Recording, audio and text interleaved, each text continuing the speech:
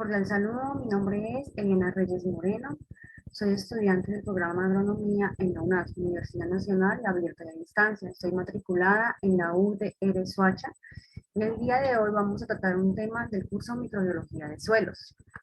Mi código es 33-703-191 y hago parte del grupo 139. La temática es reconocer la microbiología y sus contribuciones en la agricultura sostenible. Entonces, ¿qué estudia la microbiología y por qué es importante? La microbiología estudia el funcionamiento, la diversidad, la evolución y de cómo y por qué surgieron los microorganismos, que son todos los seres vivos que no son vistos a simple vista, y los hábitats donde ellos se encuentran. Entonces aquí podemos ver una muestra del suelo agrandada y toda la cantidad de microorganismos que tenemos en esa pequeña muestra. Su importancia es la influencia en el mundo, los suelos, el agua, los animales, las plantas, en general, la sinergia con todo aquello que los rodea. Esa es la importancia.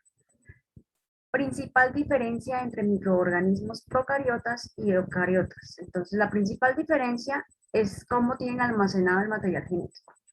Entonces, en una célula procariota, el material genético se encuentra disperso por el citoplasma, mientras que en una célula eucariota, ella cuenta con un organismo especializado llamado núcleo y aquí almacena en forma organizada en los cromosomas y ahí se encuentra el material genético y la información. ¿Cuáles microorganismos comprenden los eucariotas y cuáles los procariotas? Los eucariotas están compuestos por algas, protozoos, hongos microscópicos y los procariotas por bacterias y arqueas. Las propiedades de las células microbianas son 7.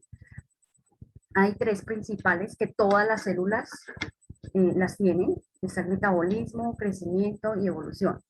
El metabolismo, las células captan nutrientes, lo transforman y expulsan desechos. En el crecimiento, los nutrientes del ambiente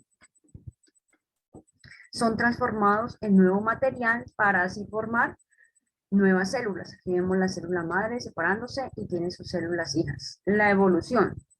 Estas células que tienen genes y gracias a estos genes pues generan descendencia debido a la función reproductora.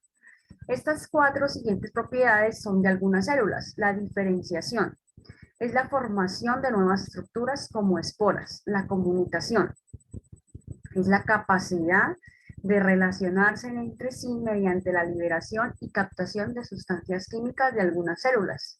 El intercambio genético. Mediante diversos mecanismos, ellas intercambian genes. Y la motilidad es la capacidad de movimiento mediante propulsión. Un ejemplo son los flagelos. ¿Qué factores controlan la abundancia y la diversidad de las poblaciones microbianas? Básicamente 2 son controlados, los recursos y las condiciones. Los recursos son el alimento. En este ejemplo vemos acá unos hongos que se están alimentando de la fresa, entonces el recurso es la fresa.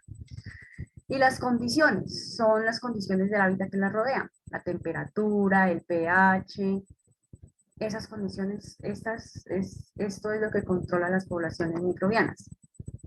¿Cómo se clasifican los microorganismos de acuerdo a sus hábitats? Entonces tenemos 3 clasificaciones, los ambientes extremos, en relación al oxígeno y en el suelo. Entonces en los ambientes extremos encontramos los microorganismos extremófilos. Como su nombre lo indica, son filiales a lugares extremos, como el hielo de los lagos, las bajas temperaturas de esos hielos, y el agua en ebullición, que son temperaturas muy altas. En relación al oxígeno, están los aerobios y anaerobios. Entonces, los aerobios son los que encontramos en un entorno rico en oxígeno, y los anaerobios en un entorno carente de oxígeno. Y en el suelo encontramos los hidrobios y los atmobios. Los hidrobios viven en el agua que hay dentro del suelo, y los atmobios viven en la atmósfera hipogea del suelo.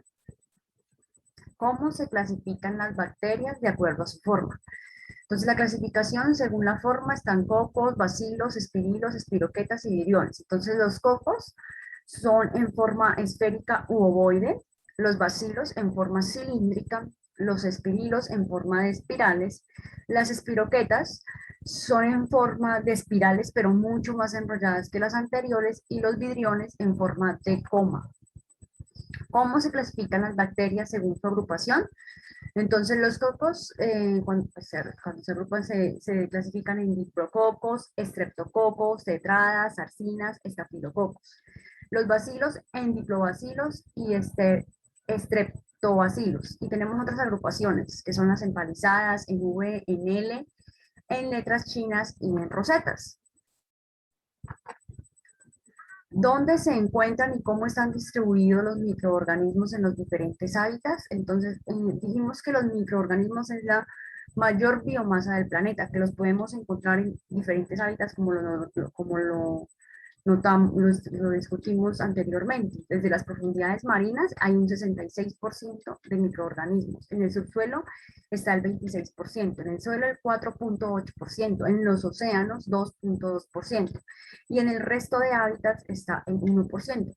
Entonces podemos deducir que los microorganismos se encuentran en todas las partes del mundo.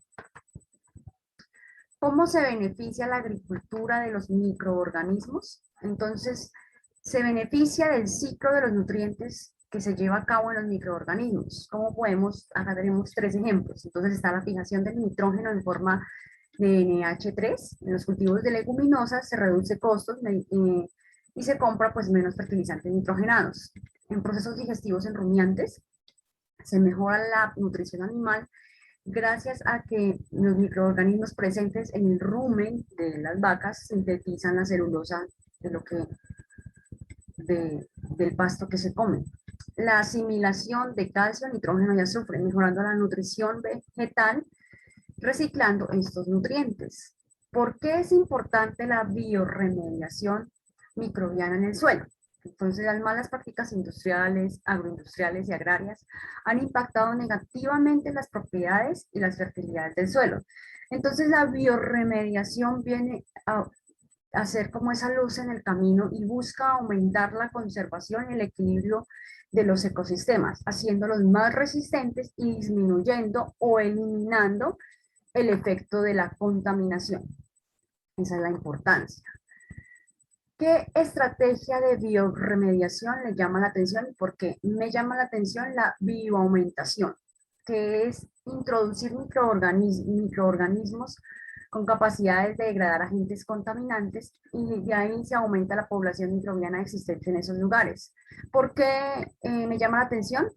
Porque gracias a ello se puede recuperar las bondades del suelo contaminante y esos efectos de la contaminación pues se van. Entonces podemos recuperar lo que hablábamos anteriormente, los suelos se hacen más resistentes y se recupera el equilibrio de los hábitats. Seleccione un microorganismo que podría solucionar un problema asociado en el suelo de su región.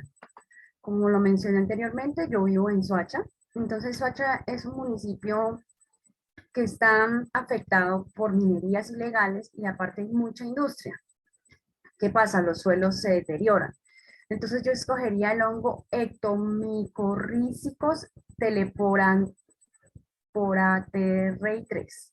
¿Qué propiedades tiene? Que la pared celular de este hongo es impermeable y la excreción metabólica permite la desintoxicación de metales pesados, mejorando las propiedades de los suelos. Acá están las referencias bibliográficas y acá encontramos el porcentaje de similitud del software Turnitin. Acá podemos ver que es del 6%. Muchas gracias por su atención y nos veremos en una próxima oportunidad.